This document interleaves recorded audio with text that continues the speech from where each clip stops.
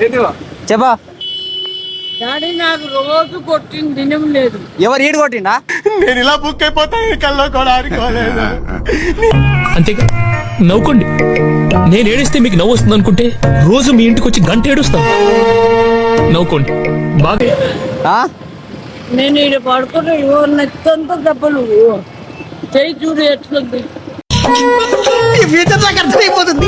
ఈ ఫ్యూచర్ నాకు కనబడిపోతుంది. ఈడికుంది తీసుకోపోయి మీరే తీసుకోపోయి రాలేదా? అబద్ధం ఆడదు. అమ్మా ఏం ఫీల్ ఉన్నది మామయ్య. ఎందుకు తీసుకోపోయినా బ్యాట్ చెప్పు.